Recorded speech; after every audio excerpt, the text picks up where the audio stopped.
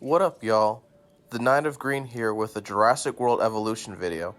So, this video right here was originally about how to beat the Jurassic Park era base Sorna map on the highest difficulty for challenge mode. But with the new update, this guide is pretty much useless since the developers patched out the reason why this island was so challenging in the first place. So, instead of a guide, I guess I'm going to detail how I beat the most difficult island in the game. So first and foremost, this challenge island is the single most hardest to beat for one reason. And that reason is the insanely high $250,000 Hammond creation fee that kicks in before you can even do anything. Sadly, when I was doing this run, I wasn't able to make a positive income in my park until around the 3.5 mark. I was in constant fear of bankruptcy after any mistake. But I was able to beat it, and I had a wait time of about 6 hours 15 minutes. So, a side note before really going in detail what I did, a summary with what you have to do with the contracts. You pretty much have to delete all contracts from the start unless there are Malcolm contracts. He will pretty much ask for countdown contracts and will ask you to build storm defense and bunkers, which are pretty easy to do. So you can delete these buildings so you can get the money back from doing it, but you can also keep something like the storm defenses up and just turn them on and off whenever you need to. And you essentially just want to try to get this contract from him. If you are getting things from Cabot Finch, only really keep it if he'd ask for building contracts, but delete any contracts from any other people if, you can avoid it, because without the Malcolm contracts, essentially you're going to get bankrupt so fast, so you need to get the most amount. I mean, if you want to essentially maximize the amount of money you make, you can save after the completion of each contract if you want, so you can guarantee that you always get optimal contracts. I mean, it's a way to go. It can be tedious to do it that way, but honestly, I mean, it's what you almost have to do because of how difficult the Hammond creation fee is. But pretty much you're going to do Malcolm contracts the whole run through, and you really aren't going to do anything else because, again, you just need that money to come in. But the good news with doing enough Malcolm contracts is you're going to get all the unlocks for Sadler and Grant, which is going to be useful for later on.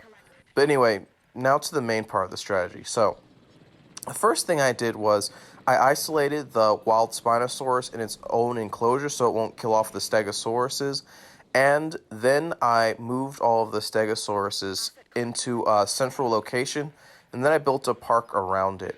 So I sold some of the Stegosaurus because the maximum social requirement for Stegosaurus is 9, so if I were to go over 9 Stegosaurus, then they'll start getting mad. And I was also in a money pitch early on, so I needed to sell some of them in order to keep my money from being negative.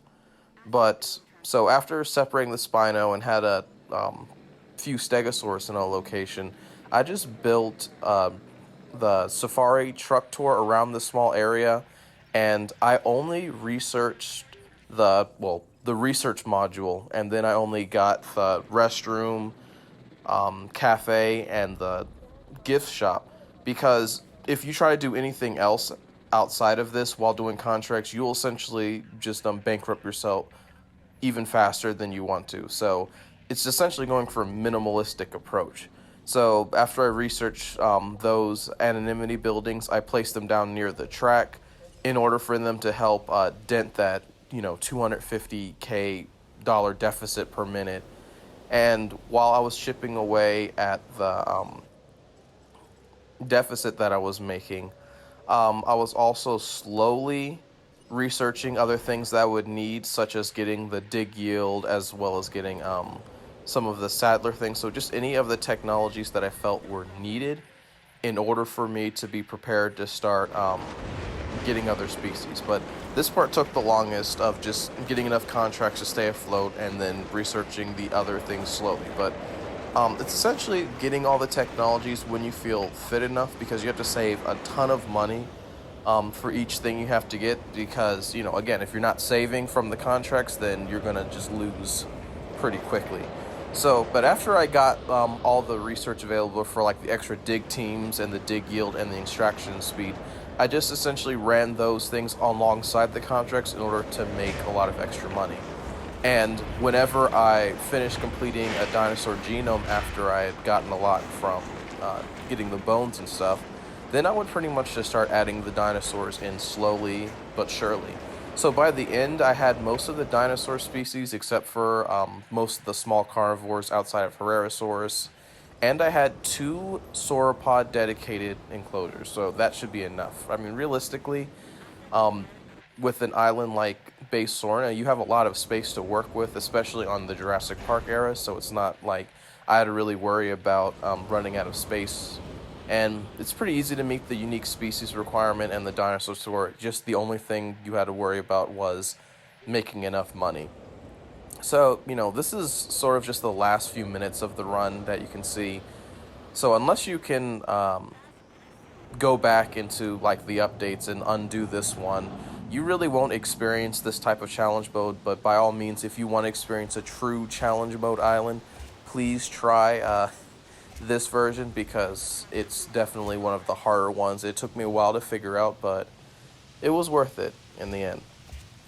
But yeah, anyway, you can enjoy the rest of the video, and hope you enjoy it. But on a serious note, I think that I'm going to be done pretty much doing Jurassic World Evolution videos for a while. I want to focus on mainly my martial arts content and my video game recreation stuff. It's not that I don't have a problem with playing this game, but honestly, I've done really all that I want to do.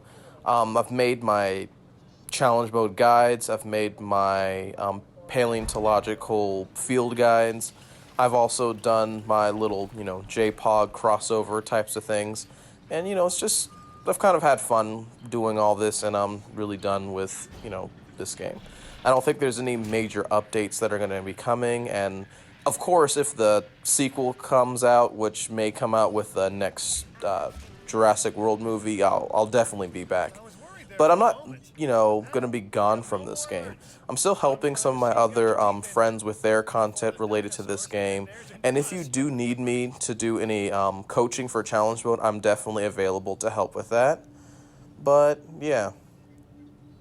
I don't really have anything else to say except, I guess enjoy, possibly one of my last few videos on this topic, and, thank you for supporting me for what I did, and I couldn't have done all that I have done without the fans, I guess. But anyway, take care.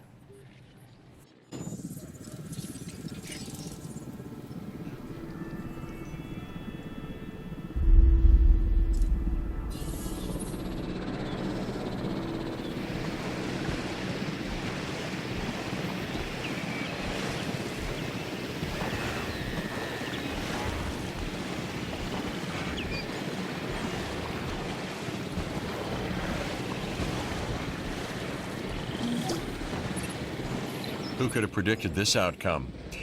I could.